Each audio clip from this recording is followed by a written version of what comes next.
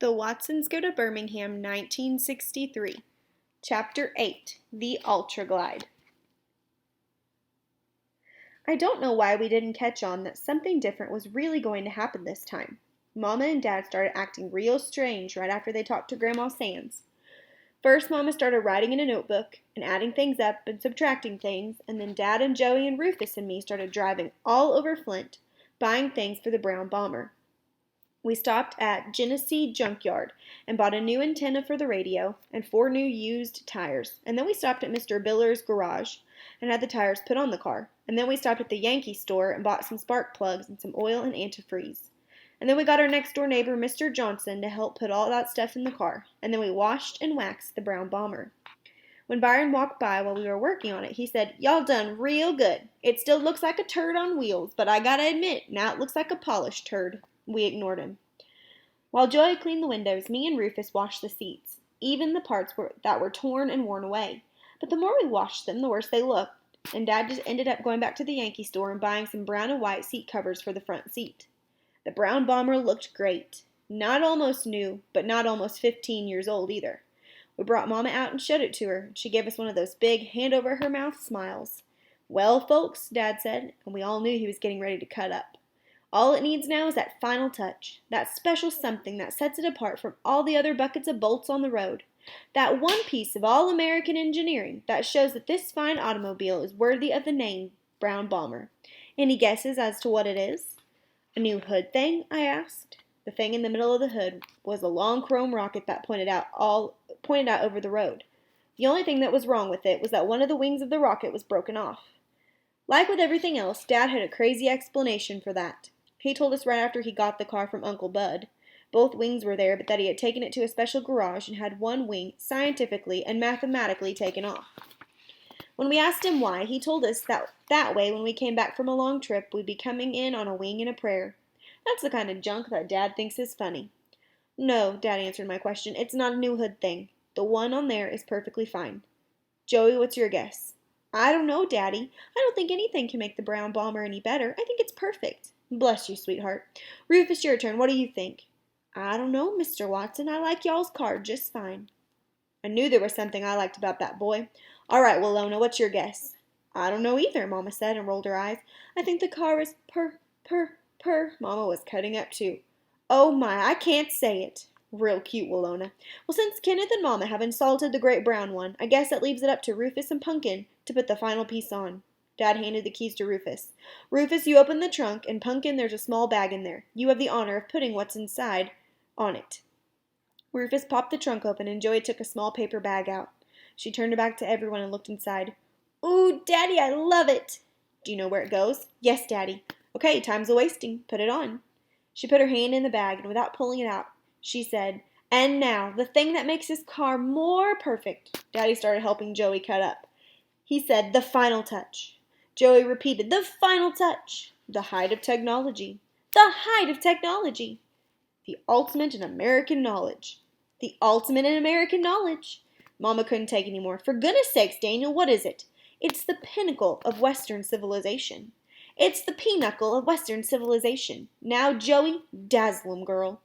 And Joey pulled her hand out of the bag and said, "It's a smelly green pine tree." Mama went, "Ugh," and walked back in the house.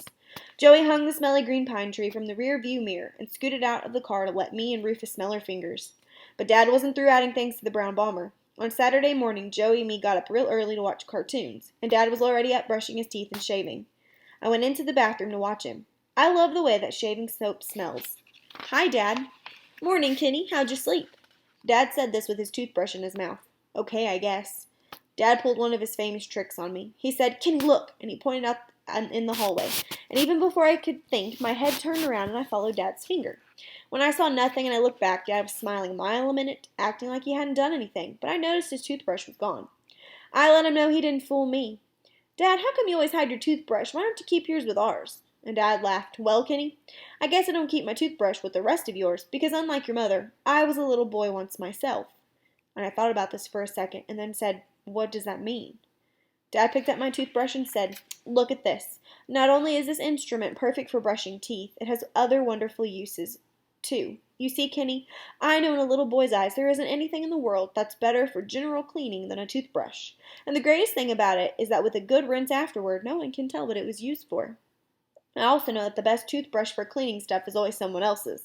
So rather than wondering what my toothbrush has last cleaned, I think it's better that it only goes places that I know about. Dad was right. I caught Byron using mine once to shine up some quarters, and another time to brush Blackie's teeth. I didn't really care, but Blackie didn't like it. That's the only time he ever growled at someone in his own family. Dad was stirring the soap dish up with his shaving brush, and I got close to the sink to smell the soap. Dad painted his face with the soap, and then he bent down and rinsed it off. I know it sounds crazy, but he always did this twice. He said it really made your beard super soft. He learned that because he used to work in a barber shop when he was a little boy. And that's where he learned that if you go to the barber shop, you've got to make sure your neck's real clean. Otherwise, the barber talks about you like a dog after you leave. So, Dad said as he put the second coat of soap on his face, let me guess why you're standing so close. Could it be that you want me to soap up your face too and hold you here while I let you shave it off? It's been a long time since we've done that. Aw, man, I'm too old for that. Besides, I'm starting to get a real mustache. Look. I stuck my upper lip out for Dad to see. Where? Dad leaned down and looked real hard. I can't see it. Here, look. Maybe if you got closer to the light. And Dad bent over and picked me up to the mirror. I automatically turned my head sideways when I saw my reflection. Some of the time I forgot all about my lazy eye. Well, I don't believe it. If you squint your eyes and look real hard, there is no doubt about it. This boy's got a real mustache going here. I didn't know if Dad could really see it or not, but I knew it was there. He put me down. Won't be long before you and I have to share the mirror in the morning, huh? I couldn't help it. Even though I knew he might be kidding, I broke out in a real big smile and nodded my head up and down. Dad started shaving. Well, just so there's no problems, I've got seniority on you, so I get to use the bathroom first. Deal? Deal. When Dad finished, he asked me, You too old for a little Old Spice?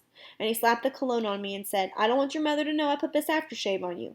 What with you smelling so good and that new mustache coming out, I don't want her blaming me when all the little girls start attacking you. I twisted my face up. We walked into the living room to watch cartoons. But when we got there, Dad kept going and said, If your mother gets up before I'm back, just tell her I won't be long. Where are you going, Daddy? Joey asked. Dad gave his famous answer, out, and he closed the door behind him. Dad missed Felix the Cat, Soupy Sales, Beanie and Cecil, and the Ray Dean Show, and Betty Boop. He missed Mama getting up and Byron getting up, and when he finally got back, we were all sitting on the couch watching the worst cartoon ever made, Clutch Cargo. Dad walked in and turned the TV off. Dad? Sorry, kids. Everybody's got to come outside right now. You too, Daddy-O, and you too, Alona. I've got a surprise. Dad made us stop at the front door and get in line, one behind the other. Mama first, and then Byron, and then me, and then Joey. Except for bald-headed Bi, we were all laughing and wondering what Dad's surprise was when he opened the door. Following Dad, we walked down the front porch steps and stood on the sidewalk like a little parade. I bet the neighbors wondered what the weird Watsons were doing this time.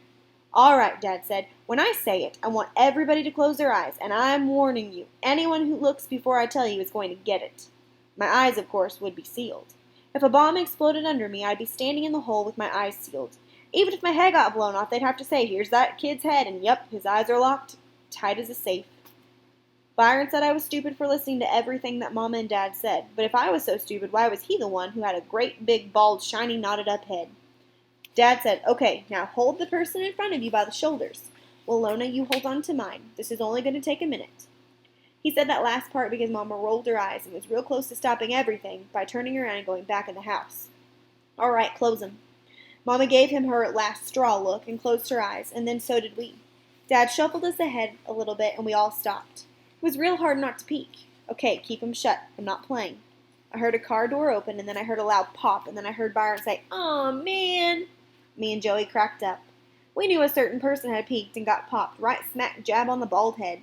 Finally, Dad said, That's it. Open your eyes. What do you think? Dad had opened the driver's side of the brown bomber and was standing with one arm pointing the way inside. In the middle of the dashboard, to the right of the steering wheel, something real big was sticking out. Dad had taken one of our giant towels and set it over everything. Everybody still stood there staring. Finally, Mama said, Daniel, what on earth is that towel doing in there? The towel's fine, Willona. Aren't you wondering what's underneath it? Yeah, Dad, what is that thing? I asked. Well, Kenneth, since you seem to be the only one with any curiosity, I guess you'll be the one who gets to unveil the bomber's latest edition. I crawled into the front seat and raised a corner of the towel so no one but me could see what was under it. I couldn't believe it. Dad, it's great! The rest of them, Byron included, crowded up to the brown bomber's door. Mama had a worried voice. "What have you done to this car now? Daniel, what's under that towel?" I grabbed the corner of the towel. "Ladies and gentle," and Byron interrupted when he saw I was going to tease them. He said, "Oh, man, just pull the blame towel off so I can get out of here. I ain't got all day to listen to your mess." He was always in a hurry to get out of some place, but he never had anywhere else to go.